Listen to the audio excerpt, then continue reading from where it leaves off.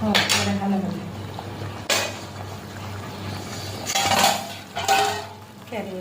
ফুৰিলে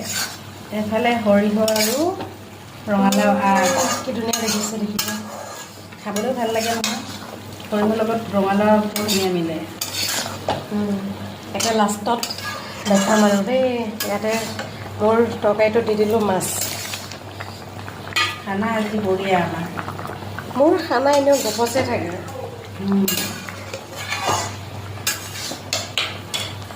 আৰু অলপ লাগিব 5 মিনিট এফালে 5 মিনিট ন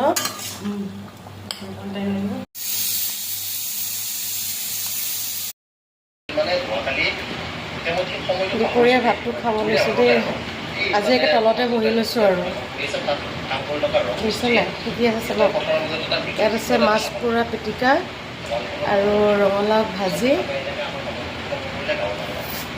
ইয়াতে আছে কচু মাছ এইফালেতো একদম পূৰা মাৰিয়ে আছে মাথাই দাঙিব পৰা নাই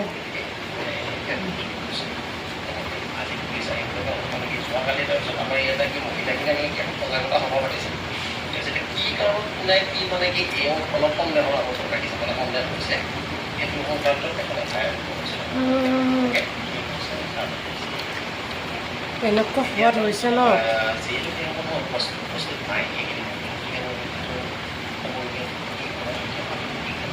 আজি মানে ল'ৰাজন আছে তেওঁ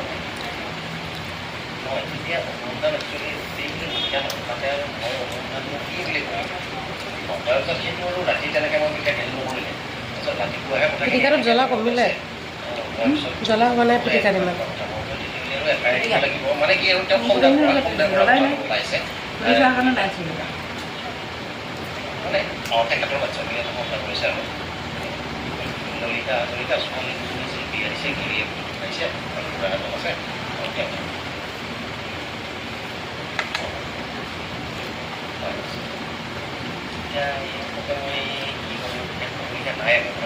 জীৱনত থকা তৃতীয়গৰাকী নাৰীৰ নিচিনা যন্ত্ৰণা